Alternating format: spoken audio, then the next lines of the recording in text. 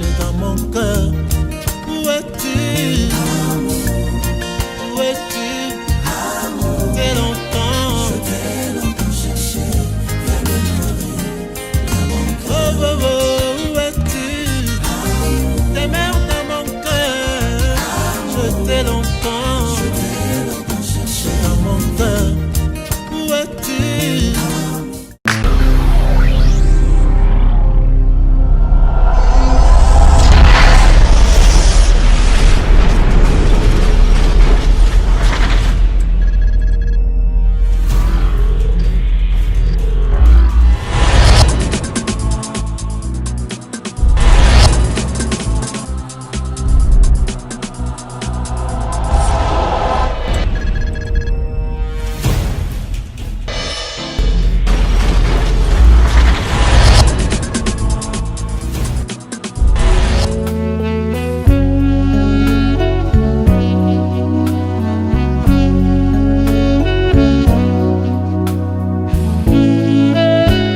Bienvenue encore une fois de plus sur cette nouvelle édition Miroir. Nous sommes contents de vos commentaires, vos critiques que vous avez faites par rapport aux émissions précédentes. Nous sommes toujours branchés sur www.dkgospel.net. Dans cette nouvelle émission, nous allons parler un peu sur la vie du pasteur que nous avons invité ici, sur son ministère, ainsi que l'aspect doctrinal. Nous avons l'honneur de recevoir un homme de Dieu qui œuvre déjà ici en Angola, mais qui vient du Congo. Nous allons tourner si vite sur notre invité. Shalom, pasteur. Shalom, bien-aimé. Bénisse beaucoup. Amen. Vous pouvez vous présenter? Oui, je m'appelle Frère Saint-Jean. Chilombo, je de l'unité. Je suis pasteur, responsable d'une église. Le bâtiment Tabernacle, c'est à Bunda. Je suis pasteur. C'est le Baïlo, comme un casse-douche. Pasteur, est-ce que vous pouvez nous donner un petit témoignage sur votre vie? Comment vous avez écrit les messages? C'était où? Dans quelles circonstances? Aussi, dans quelle année? Merci, frère. Merci beaucoup pour la question. Moi, je ne connaissais pas, je savais qu'il y a un message qu'on appelle le dépendant, je ne la connaissais pas. Je suis né dans la famille protestante, en fait protestant, mais je suis protestante aussi. J'ai fait dans toutes les églises, telles que les témoins de Jéhovah, Sangusare, Nalende, je ne sais pas encore. Je ne savais pas qu'il y avait un message de l'Angola. Mais avant 1987, j'ai croisé ce message à travers un certain serviteur de Dieu, Bingwa Salem, qui m'a prêché le message de l'Angola. Alors j'avais écrit ce message depuis l'an 2004, de l'an 1987 que j'ai écrit ce message de l'Angola. Et j'ai trouvé une grande différence entre les choses que je croyais jadis dans les protestants. Et il y a une grande différence entre ce message-là où la croyance des protestants et celle de la Donc, avant de croire les messages, vous allez dans quelle église? Oui, j'étais protestant. Avant que je sois aussi ce message, j'ai passé aussi par j'ai pris aussi dans le message du bon belge, et aussi là-bas. J'ai trouvé qu'il n'y avait pas vraiment une bonne révélation qui devrait me convaincre à être chrétien. C'est pourquoi quand j'étais convaincu par ce pasteur-là, quand il a prêché, j'ai vu que je savais prêcher la vérité et j'ai cru, et depuis cette année-là, 1987. C'était dans quelle ville comme ça? C'était à Chikapa. J'ai reçu un message à la frontière de Tshisekedi. Parce qu'il y a beaucoup de témoignages, nous avons reçu plusieurs pasteurs ici. Chaque fois, quand ils se présentent, ils nous disent que moi, on m'avait chassé, même les témoignages de l'Ifoko. Il avait souffert quand il a reçu ces messages. Maintenant, je ne sais pas vous, c'est dans quelles circonstances que vous avez créé. Est-ce que c'était facile pour vous? Oui, moi quand j'ai créé, j'étais vraiment un garçon admirable par le pasteur. J'étais à côté de mon pasteur, le pasteur Bintou, le pasteur, son ancien pasteur Moulumba et le ministre Bimo Salem. Alors j'étais à côté d'eux, comme un petit garçon qu'on devrait initier avec parfois un directeur des chants, un interprète, des choses comme ça. Un jour, nous avons quitté, après 3 ans, nous allons faire une campagne de réservation quelque part, à distance de plus de kilomètres. C'est toujours en 87. Maintenant, on a déjà en 1989. Alors, 1989, 1990, on a fait une campagne quelque part. Alors, on a laissé certains bébés. Alors, on m'a laissé là-bas, on m'a élevé là-bas comme un pasteur responsable de cette église. Alors, il n'y avait pas de difficulté avec les. Maintenant, la tâche du pastorat, c'est commencé depuis quand? J'ai commencé depuis 1991, je suis pasteur. Donc, dans cette année, dans cette même année qu'on vous a donné la tâche de prendre la responsabilité d'une église. On m'a confirmé avec pasteur en 1991. Maintenant, à cette époque-là, vous étiez devenu pasteur en 1991. Dans cette même année, on vous donne la tâche d'être un pasteur responsable. Est-ce que votre pasteur ne courait pas de risques? Parce que cette tâche-là du pastorat, c'est pas facile, comme dit les prophètes. Avant que je sois pasteur, j'étais établi pasteur. J'étais d'abord ministre à côté de mon pasteur. Il m'a formé, j'ai été le temps de directeur des chants, j'ai interprété sur mon pasteur. Il m'a initié dans des campagnes, s'il allait, il a prêché encore la parole de Dieu. C'est ainsi qu'ils m'ont laissé cette charge-là pour que je sois pasteur. Ok, donc vous étiez encore ministre, c'est ça que je voulais savoir. J'étais encore ministre avant que je sois pasteur. Avant de mon pasteur, il m'a formé avant que je sois pasteur. Votre pasteur, c'est le pasteur Bintou. Jusqu'à aujourd'hui, je crois qu'il est mort. Il est déjà mort. Il a enterré aussi. C'est toujours à Tchukapa. La Chisenga, la frontière de Chisenga. La frontière de Chisenga. Ok, vous pouvez continuer. Oui. Je suis pasteur depuis ces années-là. Je suis président de l'Église maintenant. Parce que c'est 30 ans, 32 ans de message. Je ne connais pas de problème avec certaines personnes. Des divisions, qu'on soit là où être excommunié ou chassé, des choses comme ça. Seulement que le constat que je viens de voir, seulement qu'il y a la différence entre. Il y a une grande différence entre les années que nous avions prises et ces années. J'ai trouvé une grande différence, surtout sur le plan doctrinal. Il y a une grande différence. Je ne sais pas où c'est la volonté de Dieu ou comment.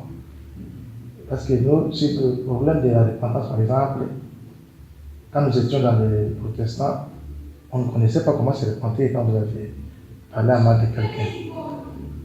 On avait parfois, c'est seulement, quand on se salue seulement comme ça, c'est fini, c'était réconcilié. Ou quand on se parle, c'est fini, on s'est réconcilié. Et quand nous avons envoyé des messages dans mon âme, la repentance a changé d'une autre manière. Il fallait se repentir, parler, disons, dire à ton frère tout ce que tu lui as dit à son absence là. Et tu confesses aussi avec larmes aux yeux, tu pleures pour que ce péché-là soit pardonné. Mais depuis que, après autant d'années, je ne sais pas si le rôle du pasteur ou je ne sais pas comment, nous avons commencé parfois à dorloter les gens, c'est la repentance. C'est pourquoi les gens ne se repentent pas comme il fallait, ils ne pleurent pas pour devant son frère pour les péchés quelconques. Alors nous avons adjusté les cœurs des gens sur la repentance. Alors, j'avais vu que c'était différent. Maintenant, aujourd'hui, nous prêchons par rapport de Dieu. Il y a personne qui pleure aussi pour les péchés. Il y a personne qui se répand aussi comme il faut. Parce que quand quelqu'un se répand sincèrement, il aura peur de pécher. Parce que je pense que cet aspect-là, nous allons toucher cela bien après. Je crois que on nous a appris, selon les informations, que vous avez laissé une église au Congo. Effectivement, j'ai laissé une grande église aussi au Congo, à la frontière de Tshisekedi. J'ai J'ai laissé un pasteur là-bas. Le Dieu m'a envoyé pour aussi faire une église ici. Est-ce que cette église-là, vous ne l'avez pas abandonnée comme ça? Je ne peux Parce pas qu'on nous a appris, selon les rumeurs, que vous avez abandonné l'église, une très grande église, vous avez laissé ça, vous êtes venu ici en Angola.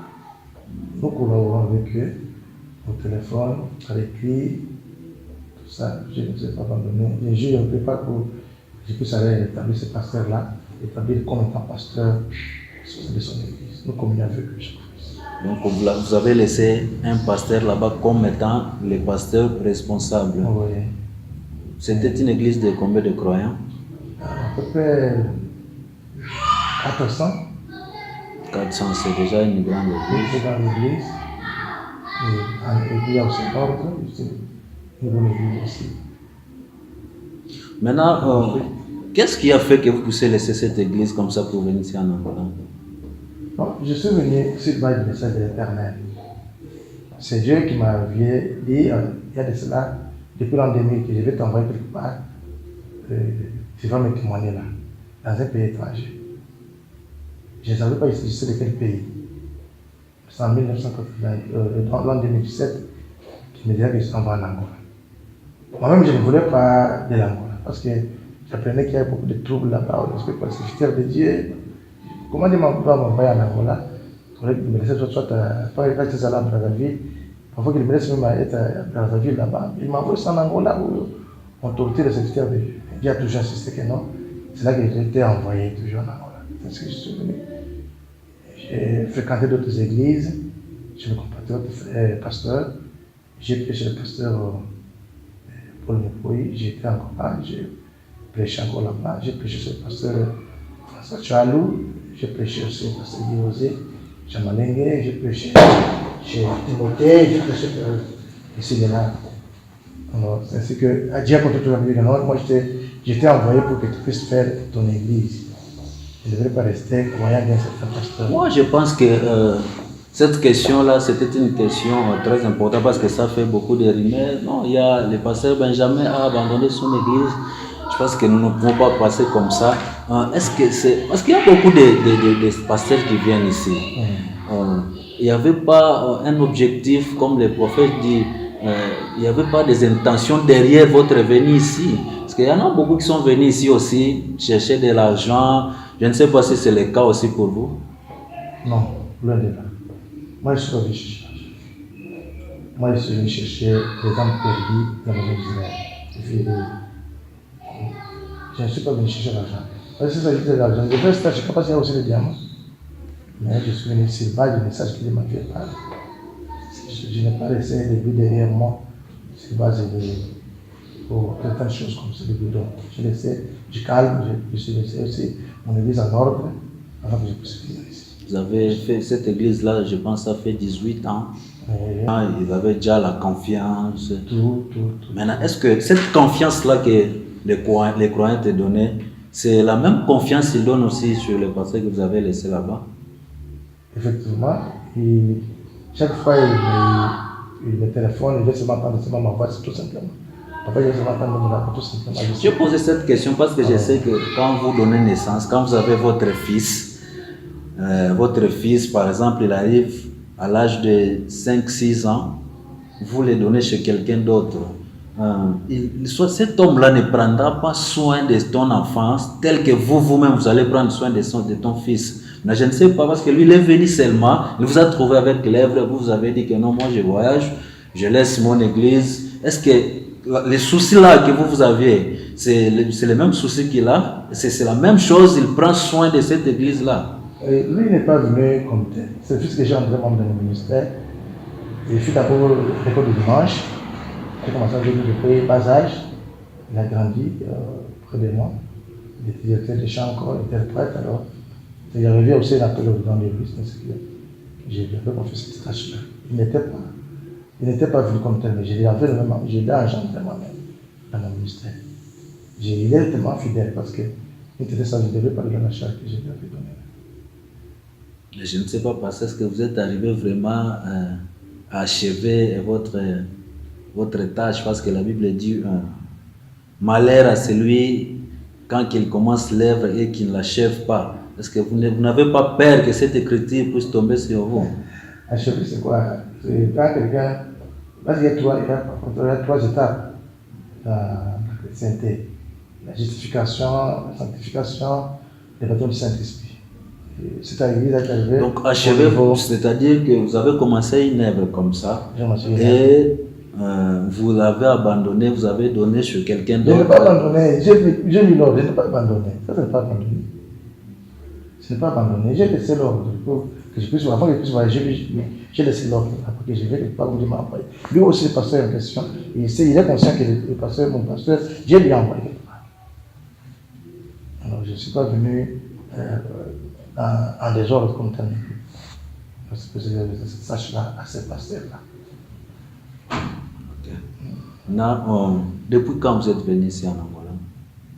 Non, ça fait depuis 1962, depuis l'an 2017 que je suis ici. Et quand vous êtes venu la même année? Je ne pas à gauche, je ne pas à droite, c'est comme ça. Depuis que je suis ici, je n'ai pas de difficulté avec n'importe quel pasteur. Toutes les églises que j'ai passées là, je n'ai pas laissé des bruits. Je n'ai pas pris aucune brebis d'un certain pasteur à côté de moi. J'ai commencé avec les païens, les gens qui portent des femmes qui portent des pantalons, des choses comme ça. J'ai commencé 1, 2, 3 personnes comme ça, parce que je suis devenu. J'ai fait cette église-là. C'est une église de combien de croyants? Mais ça, c'est à peu près 50. 50. croyants. Donc vous êtes encore au début? Tout au début même. Mais quand vous étiez au Congo là-bas, vous avez eu le désir de venir ici en Angola. C'était dans le cadre de missions, vous étiez dans le champ de mission, ou c'était juste comme vous venez de le dire là, c'était je vais aller faire une église en Angola? C'est un cadre de mission, c'est Dieu qui m'avait commissionné. Quant à moi-même, je n'avais pas la vie de visiter le champ de mission, c'est-à-dire quoi? L'église est d'accord, comme le prophète l'a dit, oui. L'église est d'accord, pasteur, aller dans les champs de mission, il paye les transports et puis vous allez retourner. Non, je n'étais pas venu ici pour retourner encore là-bas. Je dois rester ici, faire une église ici. Je retourne là pour mettre seulement de l'ordre, établir ce pasteur-là. Bon, parce que ordonner ce pasteur-là. Et je continue mon œuvre. Comme vous êtes ici, qu'est-ce que vous avez constaté? Il y a une différence entre les messages qui est au Congo, les messages qui est ici en Angola, peut-être le comportement, la vie du message. Il y a une différence.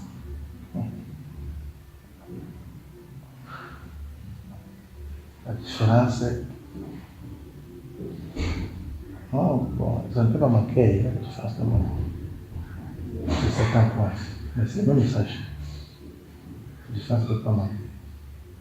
Maintenant, quelles sont ces différences que vous avez là-dedans? Bon, je n'ai pas trouvé, chose que j'ai trouvé, que je n'ai pas trouvé ici en Angola, la communion. La fraternité entre les ministres. Chose que je n'ai pas trouvé ici.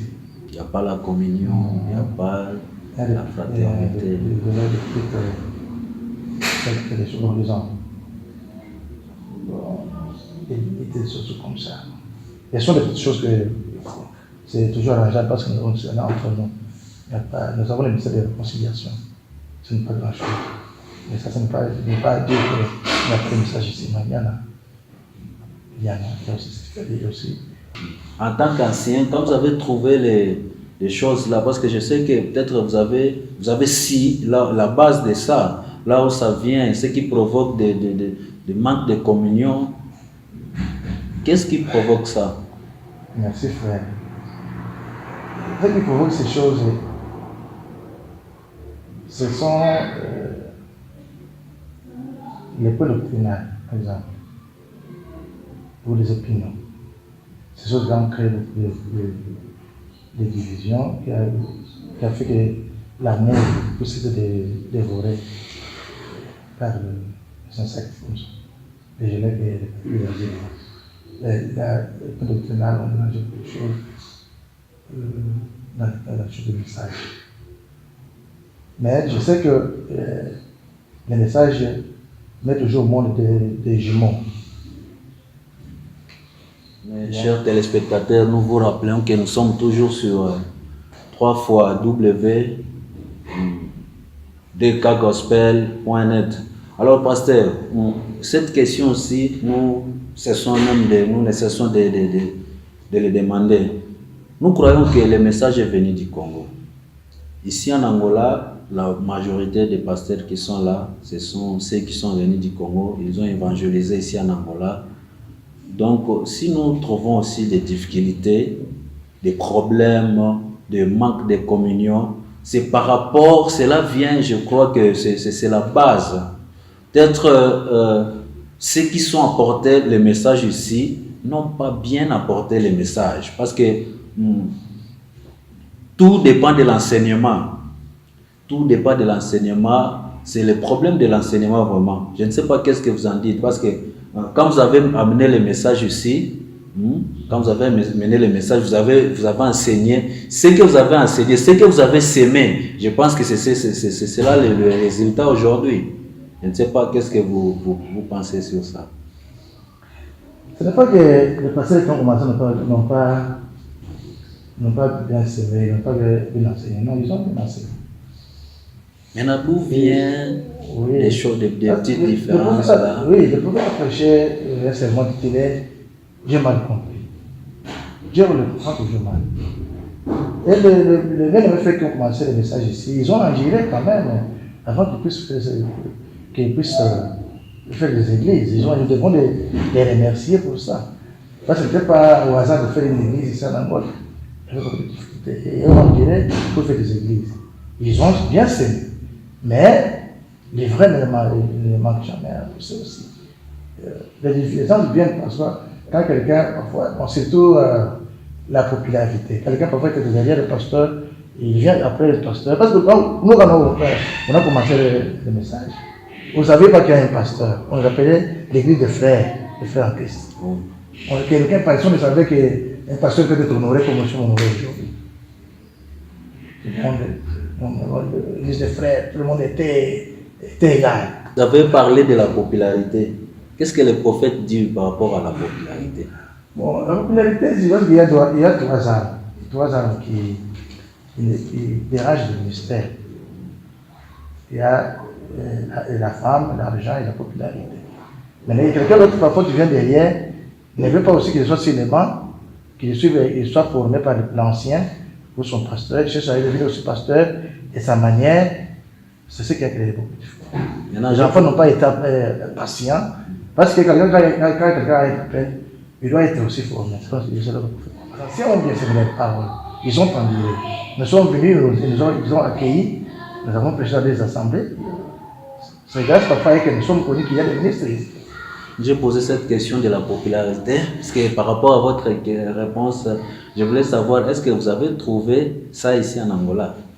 La popularité? Oui.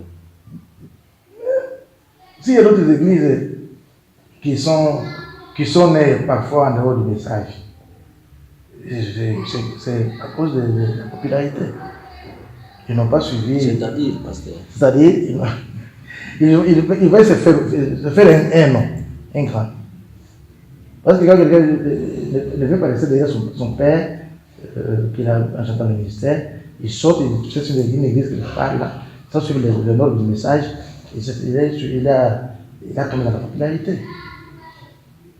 Il n'a pas voulu suivre le nom du message. C'est parce qu'au début de notre émission, nous avons dit que nous allons parler sur votre vie, votre ministère. Nous allons un peu dans l'aspect doctrinal. Vous croyez comment? Qu'est-ce que vous croyez? Les uns disent que Jésus-Christ est venu, les autres disent que Jésus-Christ n'est pas encore venu. Il y a les tonnerres révélés qui ne sont pas encore révélés. Il y a les Branham, Dieu même, ceux qui sont allés plus loin. Non, je ne sais pas, qu'est-ce que vous croyez? Moi, je crois que le prophète. La manière du prophète a péché. Ceux qui croient aussi que Jésus est venu et ceux qui croient aussi que Jésus n'est pas encore venu, ils croient aussi ce que les prophètes ont fait. Maintenant, qu'est-ce que... Merci, je sens de répondre. Alors, moi je crois que il y a un Jéhovah. Avant qu'il soit Jéhovah, il y a un Elohim. Il fut Elohim. Il est devenu Elohim. Bon, ça fait connaître à Moïse qu'il est Jéhovah. Alors, Jéhovah a promis qu'il va venir. Il sera, selon Isaïe chapitre 35, qu'il y a un enfant qui viendra lui-même pour sauver son peuple. Dans Isaïe 9, il a promis, et un fils sera né, il sera appelé Prince de paix, des choses comme ça. Alors, et que Jésus était né en tant qu'Emmanuel, Dieu parmi nous. Alors, Jésus-Christ, quand il était dans le monde, quand il était né, il n'était pas quelqu'un d'autre, il était le grand Jéhovah dans la chair humaine. Alors, c'était Dieu dans la chair humaine. Le prophète dit que quand le petit Jésus marchait à quatre pattes, c'était Jéhovah qui marchait à quatre pattes. Amen. Alors, c'était ça. Alors, maintenant, quand Jésus était sur la terre, il a choisi cette... Il avait son message qu'il prêchait aussi, vous devez naître de nouveau. C'est le message du Seigneur Jésus-Christ qu'il a prêché. Alors, il est parti. Avant de partir, il a promis le Saint-Esprit. Et quand Jésus sera venu, il va vous donner, il va vous dire des choses à venir. Ces choses à venir.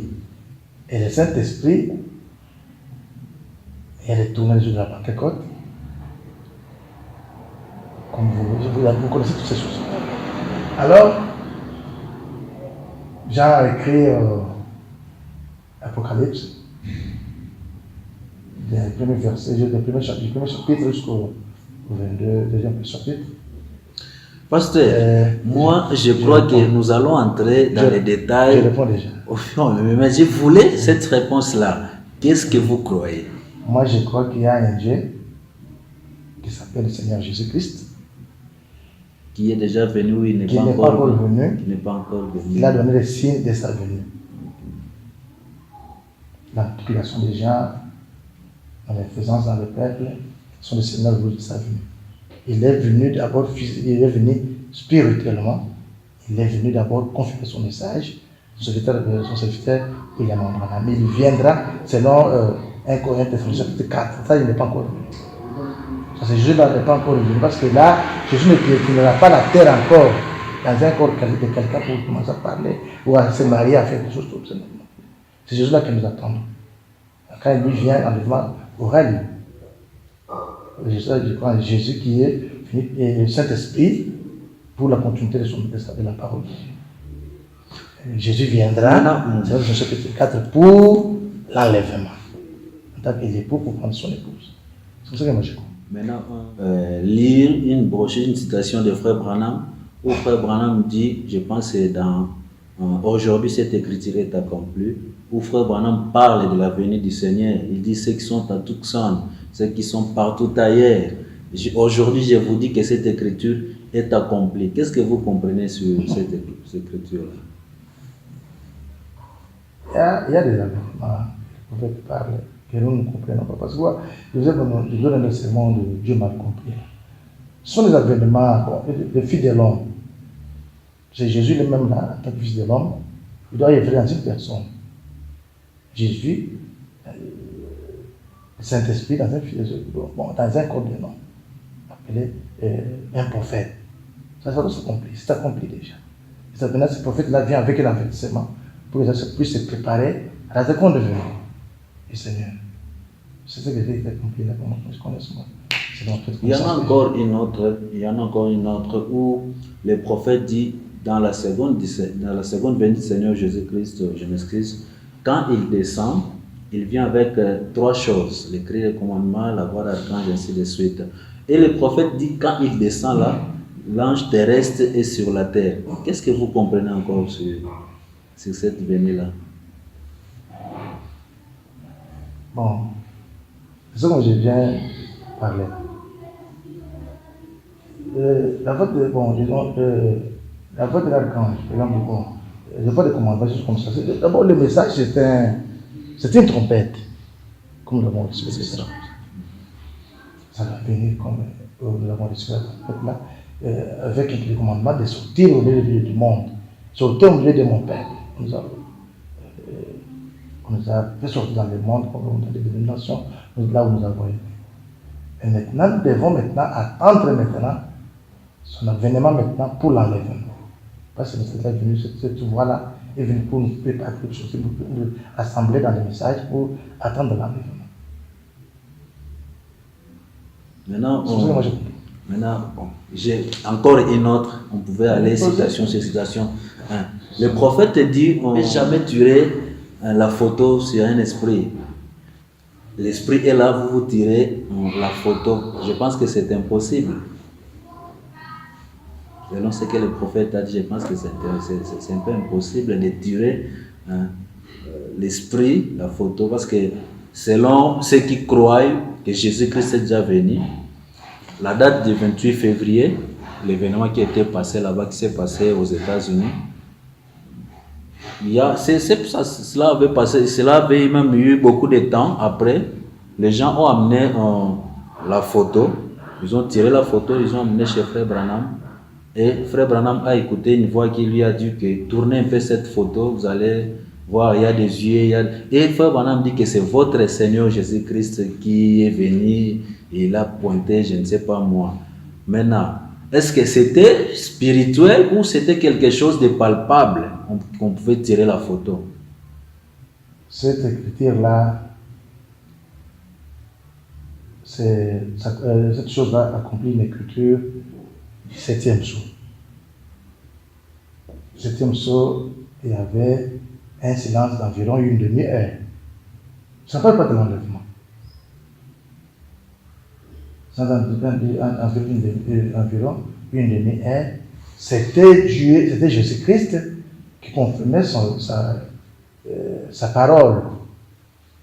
Ce n'était pas le chapitre 4. Parce que quand Jésus vient pour l'enlèvement, il ne vient pas seulement la tête. Il vient pour enlever les têtes. Pour enlever les yeux. Ça, c'est parce que le silence-là, comme il y avait un silence, personne ne devrait comprendre cela. C'était cette chose-là, c'était la photo qui était. Parce que des choses que le diable ne pouvait pas imiter, c'était ça.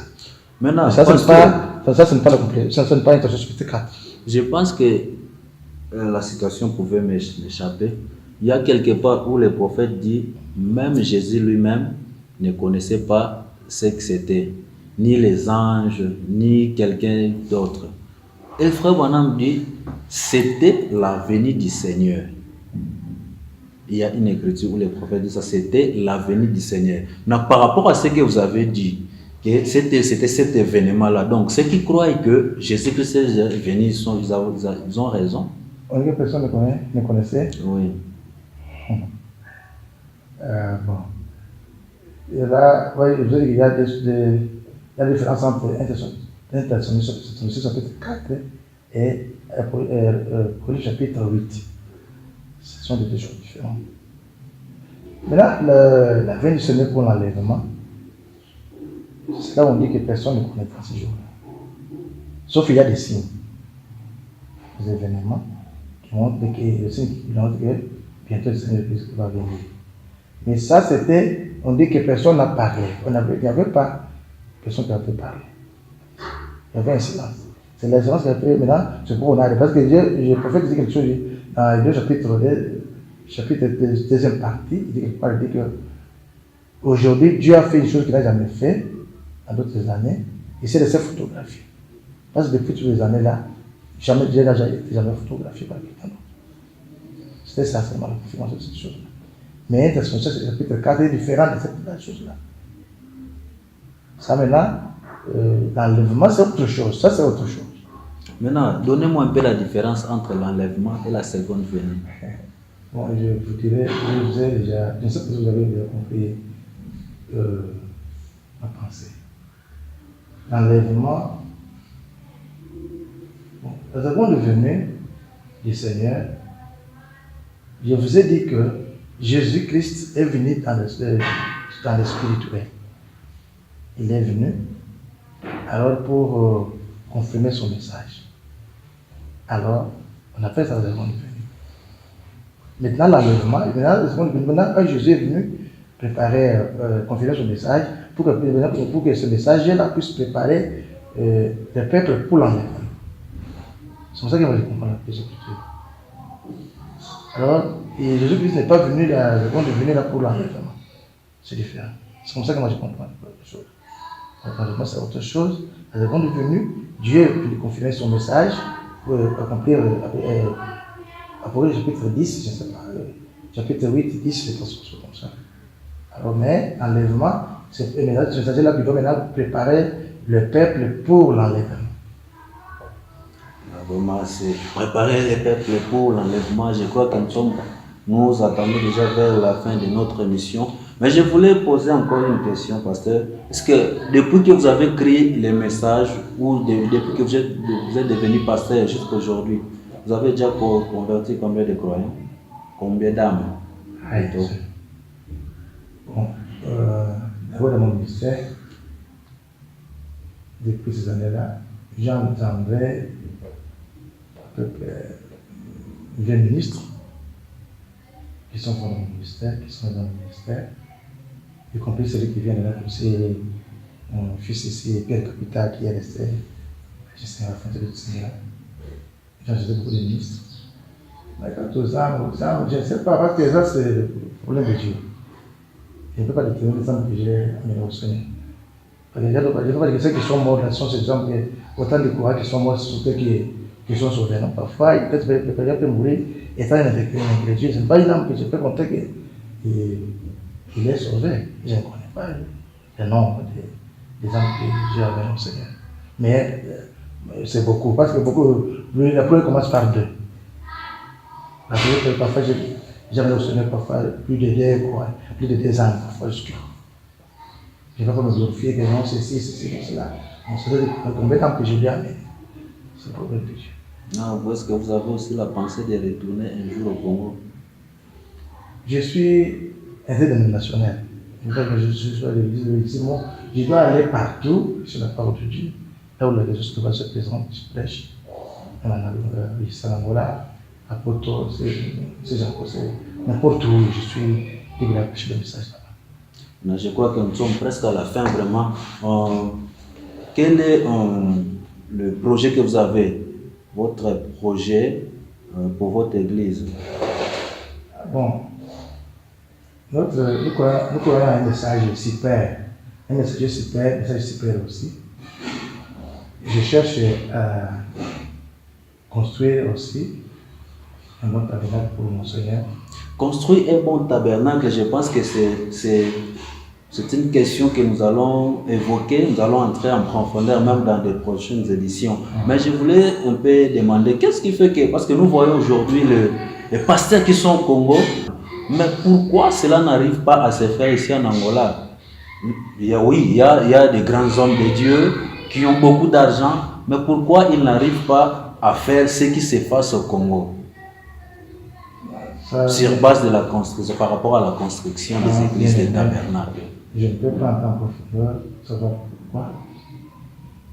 Parce que je n'ai pas de connaissance. Je pense que le pasteur a parlé de la construction, vous allez aussi construire. Est-ce que vous pouvez vous référer peut-être à un tabernacle au Congo, faire aussi des grands tabernacles comme ça? Parce que le prophète qui le dit, quand vous voulez faire quelque chose pour Dieu, il faut faire le meilleur. Je cherche à faire le meilleur, mais seulement c'est pour s'inquiéter hein, contre la pluie et la chaleur. Ce n'est pas le faire pour se différencier aux autres. Je veux seulement faire un bon hangar qui peut nous aider à être ensemble. Pas seulement comme si c'est concurrence avec quelqu'un d'autre. Non, je crois que ce n'est pas la concurrence. Shekinah, je vais passer par l'outil. Non.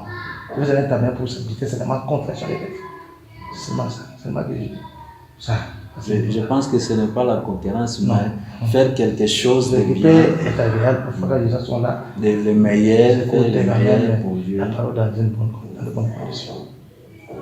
Merci. Je crois que nous sommes arrivés à la fin de notre intervention.